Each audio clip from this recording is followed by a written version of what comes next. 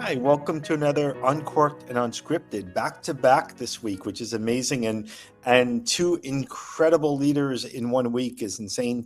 What a privilege for me to be able to do this. So, hi, I'm Gary Hoberman, and I have with me Gustavo today, who has been a friend for years in one of the most incredible companies, ASAP, and it's a company which, I'm going to let you do justice to what you created here, Gustavo, because I am. Gustavo and I are in this circuit of conferences where either I'm sitting there listening to him speak, which has been incredible. Recently, the Montgomery Summit, I think, was the most recent one we hung out. Goldman's conferences continue across the board. And just, it's an amazing, amazing company he created. And it's funny because when I first learned about what you were doing, I think you described a situation which I've personally seen when you watch someone traverse through like 20 screens to do something in a call center. And just, I'm going to stop there and just, first off, thank you for joining us. Gustavo, who are you? What have you done? Let's go through it. Let's jump right in. Well, first things first, thank you for having me. It was a lot of fun, and I was looking forward to making this happen. So thank you. I'll tell the audience a little bit about ASAP and how we started and what landed us in this broadly defined customer experience or contact center world and the intersection it has with AI.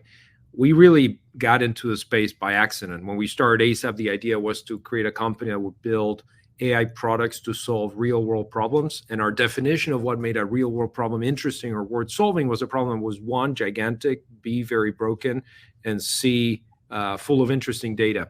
And it was really a nearly 3-hour phone call I had one day with my cable provider that got me very frustrated with that experience. It made me realize if I'm unhappy, they must be unhappy too, because they have to pay someone to be on the other side of this phone call for nearly 3 hours.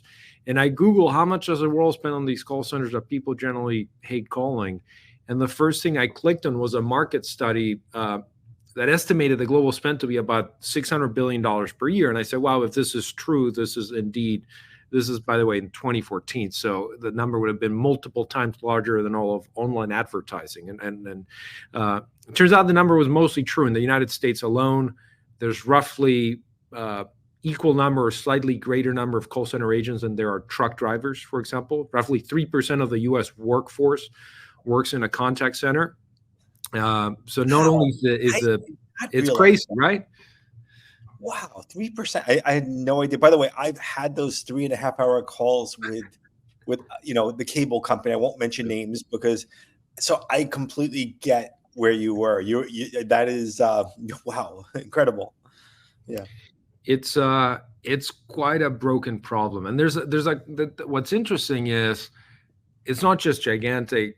And it's not just frustrating for all parties involved, but it's one particular one where essentially the introduction of technology historically has actually made the problem worse. And what I mean by this is, and this is sort of counterintuitive if we think about technology making things better, when there was no technology and you needed to interact with a company, you would pick up your phone or your rotary phone, perhaps, call a company, and someone would pick up on the other side of the line and likely be able to help you.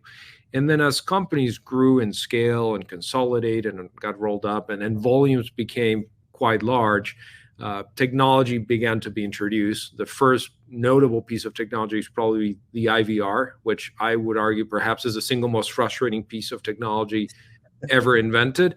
And it forced organizations to essentially have a hard trade-off between how much do we try to save money in these contact centers versus how much do we try to deliver a quality experience. And those two things were at odds. The more money you used to trade, it had to come at the quality of the experience. So that's clearly a broken reality in some sense, enabled by, I would say, crappy technology and at a very large scale. And that's a problem we've been trying to solve once and for all. It's funny, Gustavo, when I joined MetLife in 2012 as a CIO, like the call center, there was a project going on we were looking at, and I hired like a data scientist who was incredible right out of Marines.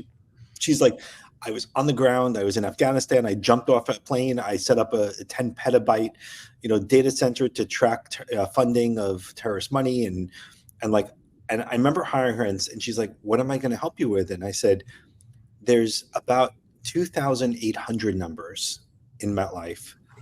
And the biggest problem we have is customers, majority of the time, 65% of the time, land in the wrong number. And they don't know where to send them to. So it's like the customers like landed in the wrong number. And by the way, you landed in a desk that you're in retail and you're an institutional customer, your group customer. I can't see your account, Gustavo. I don't know. Don't even know where to send you to. Right. So like I said, your job is just to figure out how to route them to the right place so they don't land in the wrong number. That's it. Forget about the terrorist funding. Just help us get one problem solved. And it is incredible. And you're right. IVRs, as a consumer, like I hit zero the second I joined an IVR. Like my goal is speak to someone. Just I feel like, but there are many companies now. There is no option. There is no more option. So you created. What year did you actually? That was 2014. When did you actually? Started the company in 2014, but in all fairness, for the first year or so, it was just me in a room. So it was really the following year where we started building a team and growing the organization. It was okay, and it's AI at a time where like everyone knows what AI is and interacting with AI and AI's. You're 10 years ago creating an AI company that set you into a world of correcting this problem, which is amazing to think you're using the latest technology 10 years ago when it was it wasn't as cool then as it is now, I am sure, right? So what was your initial pitches like to investors? Because what I know about Gustavo and his company is he has got the biggest dream team of board and investors. Like you have individuals who I've met in different circumstances along the way who I can't imagine having them day to day helping you on this journey. But give us the story. I'd love to hear how you did the pitches. Yeah, no, it's interesting. And the reason we began building an AI research organization was really out of necessity. When we looked at this problem, what was remarkable is that you can think of it as a three-legged stool. There's the company that hates spending money on this problem, the customer, you and I, who hate having to deal with a crappy experience, and then the agents, again, that 3% of the US workforce that have one of the high attrition rate of any jobs, roughly 100% per year attrits. So it's just a crazy operational nightmare. And when we came up with a view of how to solve the problem, we said we need to have technology that does two things. One, automate as many of those interactions as possible, and two, augment or simplify the work of those that we cannot completely automate. And in order to do that, you had to move the needle forward in a bunch of natural language processing tasks, some theoretical machine learning tasks. So in order to essentially build the dream vision of a product that we had to have a research effort to make that happen. And that's why very early on we started building an AI research organization. When we talked to investors early on, what was interesting is, despite the fact that most of these folks have executive assistants that perhaps deal with when the cable is not working, this is not a problem that's foreign to anybody, right? It's like we've all, as consumers, had terrible sets of experience when it's time to interact with a company as providing us services. And what's interesting is the diligence on their side is when they would call a large enterprise and find out, is this a large problem or not? Is this a problem you spend a lot of money or not?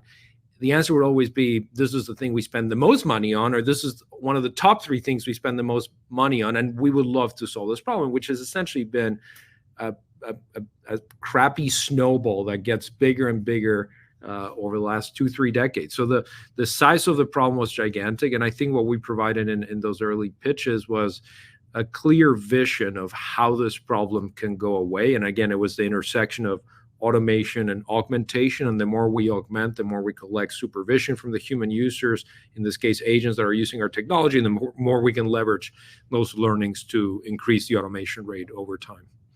Did you start with like one? Was it a large customer, small customer? What was your first customer base that you got to test? So I love the idea you spent like a year almost in a lab thinking through the problem space and saying, how would you solve it?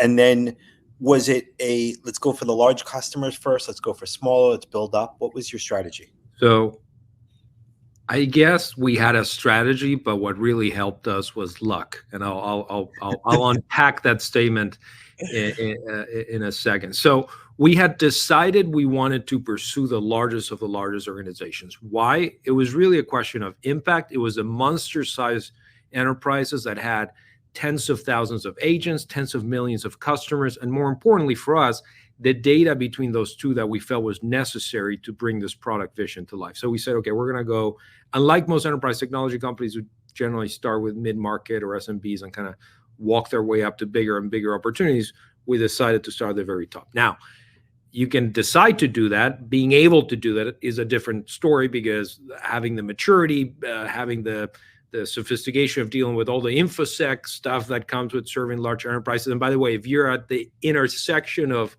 enterprise talking to their customers, I would argue that is as mission critical as a real-time system gets. So there's a lot of scrutiny in this type of technology. So we had the aspiration of pursuing large customers, and we had less of a clue as to how to go about it. And this is where luck comes in.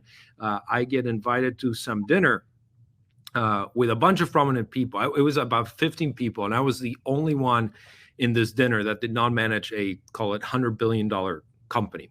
And they were sitting people alphabetically. My last name is Sapoznik. Next to me was a gentleman with a last name Son, S-O-N. You can all figure out who he was. So he kind of looks at me. He knows all other 14 participants of this thing. He has no idea who I am, rightfully so. And says, like, what on earth are you doing here? And I say, oh, I run this cool little AI company. And he says, what are you applying AI to in this case? And I said, well, our first product is essentially automating call centers. And he pounds the table and says, I spend over $1 billion a year in call centers. At the time, he owned Sprint. And if you can help me, we're going to be very successful together. And we literally in 10 minutes effectively had a handshake deal. The following week, I flew to Kansas and met the rest of the leadership there, and they actually became our first customers. So what we were able to do is we did a really good job for them, and we started telling other large companies that they were we were having, and it took a life of its own. Yeah, it's very similar. So we started with the Fortune 100. We were like, if we could solve their problems, it'll work for everyone else. That's the same strategy. By the way, for those who aren't familiar, you'll get back a 1,500 questionnaire from a company saying, like, I remember one question, it said, do you use OS 390 and COBOL? And we said no, and they kicked it back and said, why not? What do you mean, why not? like it was like, this is a big multinational company. This is not, and it's interesting because there are people whose jobs it is in procurement that feel like they just push that process, as opposed to, is it the right questions? Does it mean anything? So yeah, but I give you a lot of credit. And by the way, good luck arguing with the necessary nature of the question, right? Oh, in and of itself, it's disqualifying to not put up with it.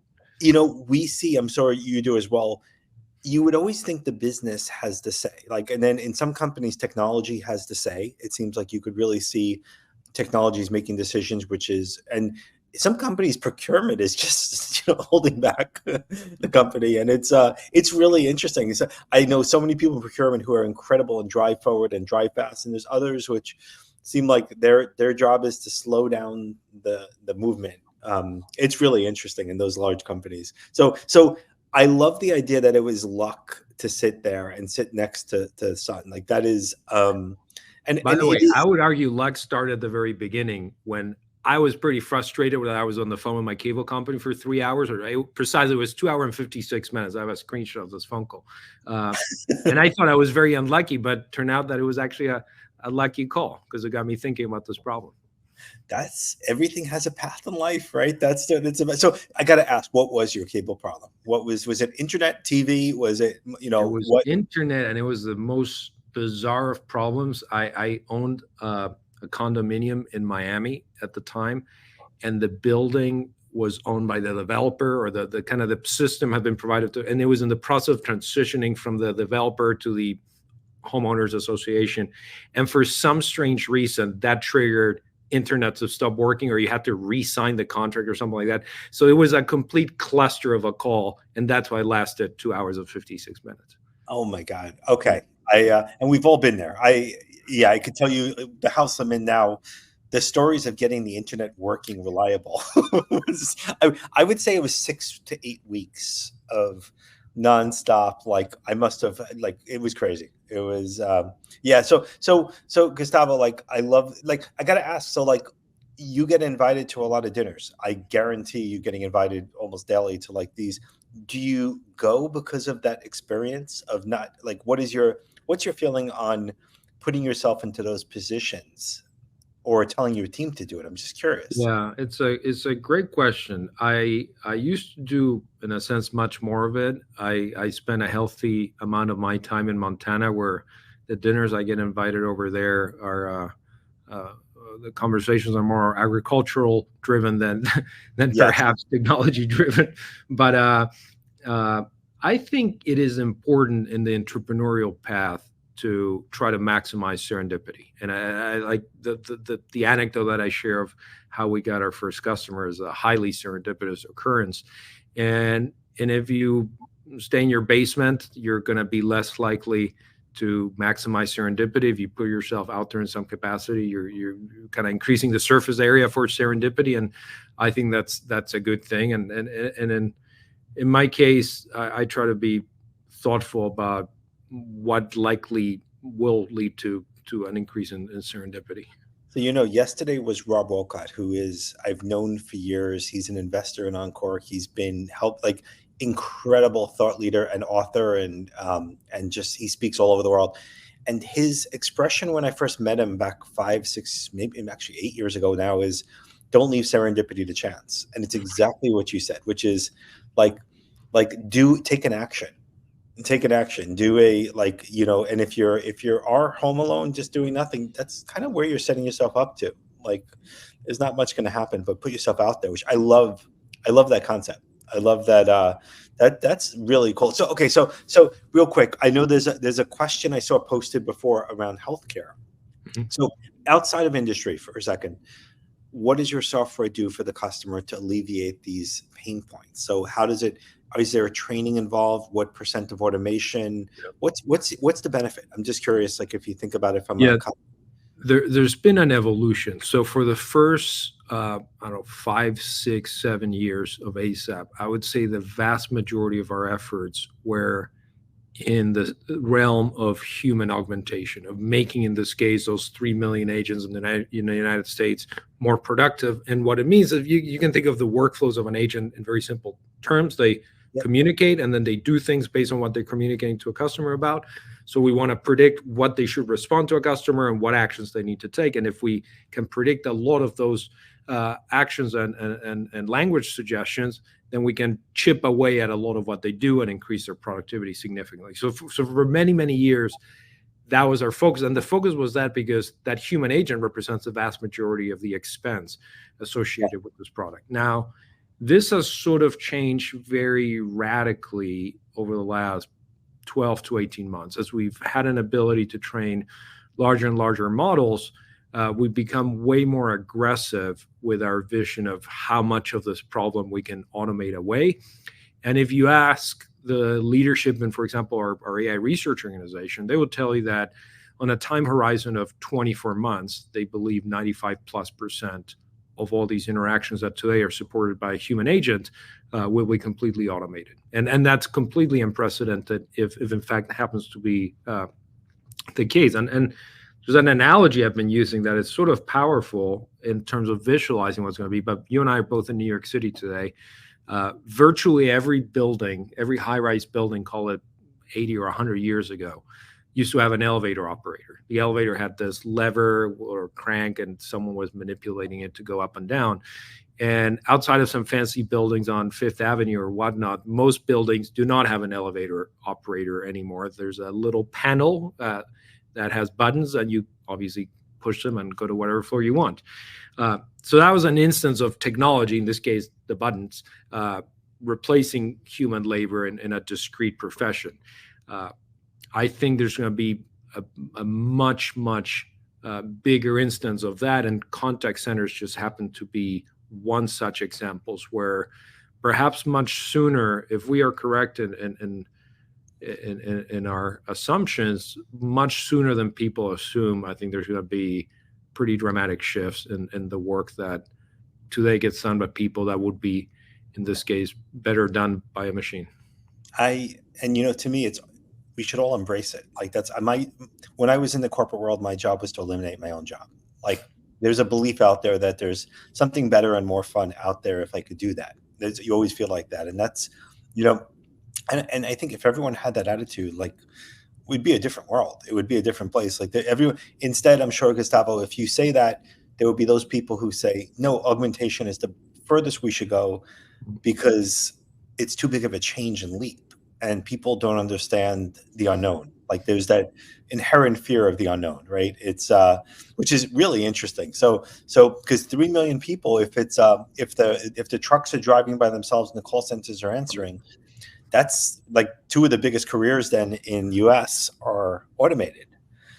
Well, but think about the elevator operator. Should the argument have been, let's not get rid of that crank, let's maybe make it more ergonomic or easier to manipulate? No, I mean, the reality is, if there's a technology advancement that makes some effort, human effort necessary, that opens up the opportunity for a better use of human effort. And in a sense, I would argue that all of those technology shifts are, in a sense, maximizing human potential and reallocating human potential to higher and higher value endeavors. I love it. I love it. And so, Gustavo, to the question that was asked, healthcare, are you working in healthcare? I know you're working in financial services. I'm assuming telecom. Like we're working in most verticals. So far, we have not worked much in healthcare due to very reasonable sensitivities that exist and how health providers communicate with patients. And we felt that the appetite for automation of those is either not there or maybe it's not there for right reasons. I think over time it will change, but we've mostly been working with B2C enterprises that have 2 imperatives. One is, how do we reduce costs while increasing customer satisfaction? And 2, how do we create more revenue by being better at interacting and managing relationships with our customers? That's amazing. That's awesome. And then when you're ready for healthcare, we are a HIPAA compliant platform. So we've got the ability we have to partner up on the healthcare efforts. That's it. And so, and Gustavo, like, where do you see, so I guess you answered. I was going to say, where do you see the industry going in the next 5 to 10 years? And where you're seeing it going, it could be 90% automated or more even. I think more. I think, whatever doesn't get automated, that current human workflow also gets reinvented. And that's really going to be the interplay between automation systems and human in the loop in those systems that are essentially either dealing with interventions of when the automation system gets it wrong, or providing some type of supervision or help to the automation system. So there will be some new roles that emerge in this kind of human in the loop capacities. But for this discrete efforts, just like the elevator operators, I think a lot of those workflows will be completely automated. We have the same conversations on our side with engineers, developers. It's exactly the same thing as like, we're able to replace most of that work. We'd say 90 to 95% of the work being done today in coding and developing is no longer needed in our world. So we're in it's an interesting spot to be in, because there's a lot of people who embrace it, and it's a top-down approach that will embrace it. The CEOs, the CIOs, those who see the benefits of that. And I think, is it the original, 1500s, the original loom that was created, or automatic sewing machine that the inventor did in England. And the Queen basically said, most of the people here are sewing, making their living by sewing. So she deported him to Paris to die in poverty instead of embracing the automation. Like, it's kind of interesting. So I hope we're not in that spot. I hope we're in the spot that you said, which is we're all gonna like move on to bigger and better things, is what I hope as well. And Gustavo, so let's go through. You have books behind you. What is your favorite book? What's your favorite author? What would you recommend? In the spirit of a conversation about entrepreneurship, there's a book by an author named Alfred Lansing. The name of the book is Endurance, and it's recounting the story of Shackleton's voyage to Antarctica, on the endurance vessel. And I found that book to be perhaps the single most riveting and gripping story of human perseverance I've ever encountered. I've bought probably in excess of 1,000 copies of that book because I've given them to every member that has worked at ASAP. I've given them to virtually every visitor that comes to our office, walks away with a copy of Endurance. So if you haven't checked that out, Endurance by Alfred Lansing, it's an amazing, amazing read. Okay, I've got my one warning, though. If you do start reading it and maybe you get about 50, 70 pages into it, your ability to put it down is going to be very low. So prepare for about a nonstop period of today. I won't start today, otherwise my work will suffer. So I got to wait till the weekend on this, which is good. I like the advice. So Endurance, everyone should go out. I like that. Have you ever done the Antarctica trip? I have not, but after reading that book is quite up on my list of exotic travel destinations. Yeah. Where is your favorite? I have not done it. I've been invited, and it's one of those where like I've had that debate. So my prediction is if you read the book, you will regret not having said yes to those invitations. Ooh, I'm gonna have to go. Okay. So it's not too late. It's we could do this. We could do it together. Well, and Gustavo, like, what's your favorite travel place? Where would you say?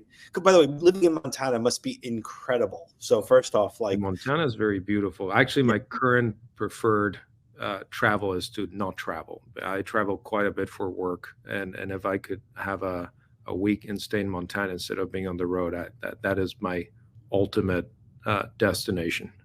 So it's funny. I think entrepreneurs might be one of the few people who say the same thing. Like that is and that's like my summer is just like I'm in my happy spot now, which is out on Long Island as far as it could be, and just like it's as much as you can, and just outside of traveling for work, it's nice to kind of be settled a little bit, that's good. It's that's awesome.